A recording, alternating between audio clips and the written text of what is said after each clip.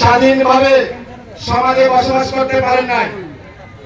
আপনারা নিজের শ্রম দিয়ে উপার্জন করে সেই উপার্জনের টাকা দিয়ে প্রিয় পরিজন পরিবারের সাথে স্বাধীনভাবে সুন্দরভাবে বসবাস করতে পারেন নাই। আপনাদের উপর দীর্ঘ 17টি বছর নির্মম নির্যাতন হয়েছিল। সেই সাথে সবচেয়ে বেশি যে দলটি নির্যাতিত হয়েছিল সেই দলটি হচ্ছে বাংলাদেশ জাতীয়তাবাদী দল বিএনপি, এবং যে পরিবারটি সবচেয়ে বেশি নির্যাতিত হয়েছিল সেটি হচ্ছে শহীদ রাষ্ট্রপতি জিয়াউর রহমানের পরিবার। গত 17টি বছর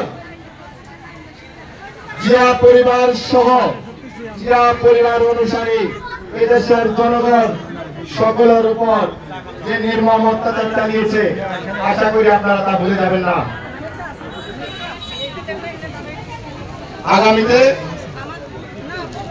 একটি অবাধ সুষ্ঠু নিরপেক্ষ নির্বাচন অনুষ্ঠিত হলে আমরা আশা করি আগামী রাষ্ট্রনায়ক জনাব দেশনায়ক তারেক রহমান এই দেশ পরিচালনা করার দায়িত্ব পাবেন, এবং এই দেশ পরিচালনা করার দায়িত্ব পেয়ে আপনাদের যে অধিকার গত 17 বছর আপনারা ভোট দিতে পারেন নাই, আপনারা নির্বিঘ্নে চলাফেরা করতে পারেন নাই, আপনার ছেলে মেয়েদেরকে শিক্ষা দেওয়ার জন্য স্কুল কলেজে ভর্তি করতে পারেন নাই, নানা রকম প্রতিকূলতার সাথে সম্মুখীন হয়েছেন। স্কুলে ভর্তি করতে গেলে, কলেজে ভর্তি করতে গেলে সেখানে ভর্তি বাতিলের শিকার হয়েছেন। সব জায়গায় ঘুষ চাঁদা না দিলে আপনারা কোথাও কোনো সুযোগ সুবিধা পাননি। আশা করি আগামী রাষ্ট্রনায়ক দেশনায়ক জনাব তারেক রহমান এই দেশ পরিচালনার দায়িত্ব পেয়ে এই সকল চাঁদাবাজ, দুর্নীতিবাজ এবং যারা ঘুষ খেয়ে ভর্তি বাণিজ্য করে হাসপাতালে ঘুষ ছাড়া রোগের সুচিকিৎসা দেয় না, সমস্ত দুর্নীতি এই দেশ থেকে নির্মূল হয়ে যাবে।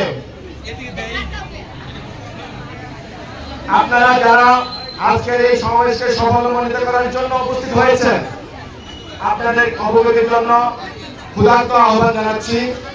আপনারা খুব সুশৃঙ্খলভাবে দাঁড়িয়ে আছেন এবং আমাদের প্রধান অতিথি জনাব আমিনুল হক ভাই যতক্ষণ পর্যন্ত না আসবেন আপনারা সুশৃঙ্খলভাবে দাঁড়িয়ে থাকবেন।